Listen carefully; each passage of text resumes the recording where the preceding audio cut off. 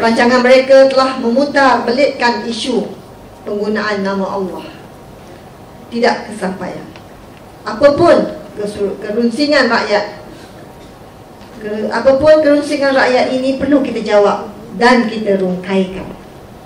Kejayaan Majlis Pakatan Rakyat baru-baru ini mengadakan wacana agama dengan 120 perwakilan pelbagai agama, persatuan, pemimpin masyarakat dan aktivis, menunjukkan kematangan kita menangani amnesia pelampau oportunis. Saya memberi jaminan kehadiran akan terus mempertahankan kedudukan Islam sebagai agama persekutuan dan menjamin kebebasan beragama. Saudara-saudari sekalian, di sebalik kononnya memperjuangkan Islam, UMNO tanpa segan silu meluluskan lesen judi sukan yang diberikan kepada kroni besar. Penjabahan lesen judi, galakan judi di kalangan rakyat paling meluas di era kepimpinan Datuk Seri Najib.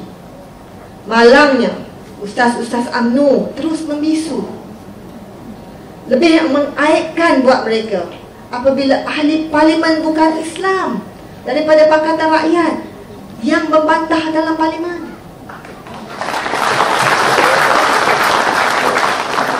Sehingga kini tidak kedengaran suara-suara lantang perkasa mana-mana dari Melayu membantah tidak akan halalkan judi. Jawapan rasmi kerajaan amat hambar. Kononnya menghalalkan judi sukan akan membawa kebaikan kepada ekonomi negara dan membendung aktiviti judi haram di pasaran gelap. Judi itu dah memang haram. Tuan-tuan dan puan-puan, 2 tahun mendatang adalah tahun kritikal kepada kita. Meskipun saya yakin api perjuangan yang kita nyalakan tidak akan padam, namun musuh akan menggunakan segala hela yang lebih jelek dan zalim terhadap kita. Pada pilihan raya umum 2008 Mac, rakyat telah menghantar mesej jelas menuntut reformasi menyeluruh ke atas semua institusi negara. Namun tuntutan itu diabaikan. Malah UMNO BN semakin salah guna kuasa dan rasuah pada tahap yang lebih parah lagi. Analisa pasca 2008 secara terang-terangan membuktikan rakyat lebih dewasa menemplak propaganda yang mereka acukan. Namun mereka tidak mengambil iktibar. Apa yang berlaku hari ini jauh lebih teruk, hinggakan beberapa orang pengamal media dan penerbit meletakkan jawatan kerana campur tangan menteri dan keluarga mereka. Institusi kehakiman pun menerima nasib yang sama. Walaupun isu VK Lingam menjadi satu isu besar di Parti Undi, tiada tindakan diambil. Keputusan-keputusan muktakhir yang kita perhatikan jelas menunjukkan darjat institusi kehakiman kita tidak banyak berubah berbanding 98 tahun. Baru ini Ketua Polis Negara berkata bahawa penjenayah kini lebih jauh brutal dan ganas. Kerana itulah rakyat meletakkan harapan kepada institusi polis untuk menjaga keselamatan nyawa dan kesejahteraan harta benda kita daripada tergugat dengan tindakan brutal ini. Namun pada hari ini keadaan tidak menentu. Bila mana polis dilihat begitu cepat dan gairah merabut nyawa atas alasan menjalankan tugas. Bagi seluruh warga keadilan, saya ingin menyampaikan ucapan takziah kepada keluarga adik Aminur Rashid yang terkorban. 14 tahun umurnya. Serta semua mangsa tindakan serupa sebelum itu. Saya berasa tersentuh. 12 tahun dahulu malam 20 September 98, saya dengan begitu naif meletakkan kepercayaan kepada polis ketika mereka membawa saudara Anwar dalam van malam. Hari ini, selepas 12 tahun, pesan saudara Anwar mengenai kezaliman polis masih relevan. Ingat, beliau berkata, kalau seorang timbalan Perdana Menteri boleh diperlakukan begitu, dipukul hampir maut, apatah lagi nasib rakyat jelata.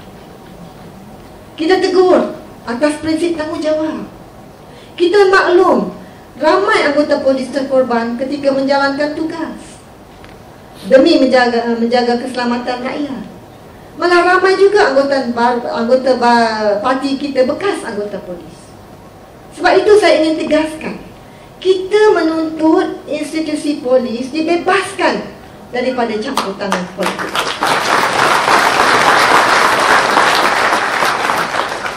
Latihan polis hendaklah menitik beratkan hal-hal kerohanian, hak asasi manusia, dan pegawai polis mendukung fungsi dan peranan mereka secara profesional. Apabila kita mencadangkan satu Suruhanjaya bebas, penyiasatan salah laku polis ditubuhkan, kita serius dalam soal keselamatan. Bukan tindakan memusuhi mana-mana pihak, tapi ia satu mekanisme yang penting untuk meningkatkan imej polis. Saudara-saudari sekalian,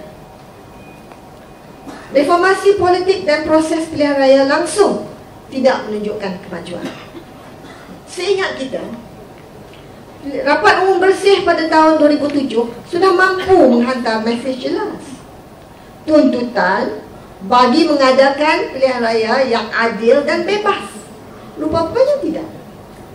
Kita perlu mengkaji langkah-langkah baru untuk mempercepatkan proses reformasi politik dan pilihan raya menjelang pilihan raya ke-13. Saya juga mencadangkan kepada Pakatan Rakyat untuk merancang sekali lagi himpunan bersih dengan azam yang kuat.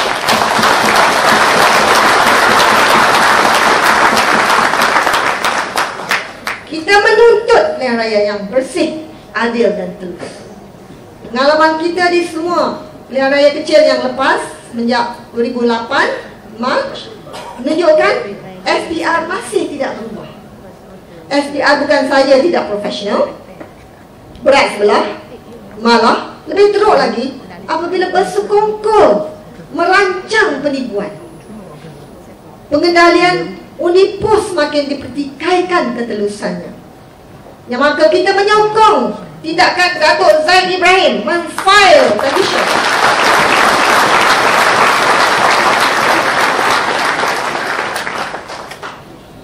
membantah proses pilihan raya kecil Hulu Selangor. Sehingga kini integriti dan kesahihan daftar pengundi masih dipersoalkan.